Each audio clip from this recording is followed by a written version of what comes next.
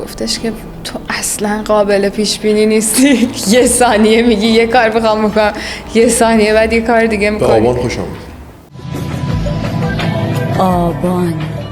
توی آبانی چی هستی؟ آبان میشه نوامبر اونور دیگه. خیلی از قاتل‌های جهان نوامبر. شما چند آبانی؟ آن روزش هم مهمه. من خودم مردادیم و یکم مردادی‌ها برام سختن. مرداد. آره من خواهرم مردادی اسم میکنم.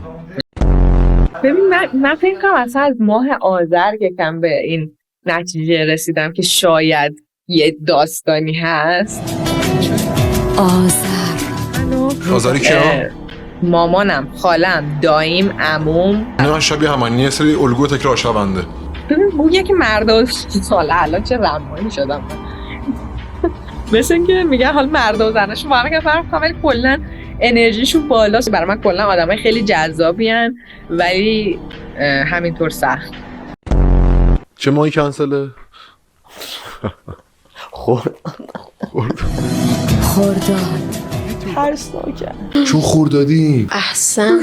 آره یک آدم کاملا مودیه. ببین الان ال کلاسیکوی ماها سلام. واقعا. چون منم آبانم.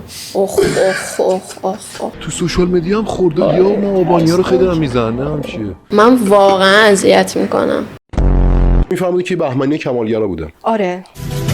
بهمن. الان یه بهمنی هم که تلاش میکنه شرایط رو بپذیره، باهاش زندگی کنه، حالش خوب باشه.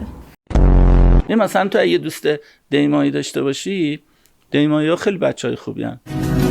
دی. و ذاتن هم از تو قدردانم وقتی یه کار خوبی براشون بکنی، ولی نمیتونم بیان بکنم، به زبونشون نمیاد. این اردیبهشت چه خوبه. اردیبهشت. اصلا من خودم اردیبهشتی ام دیگه. بی‌نظیریم. چقدر خوبه.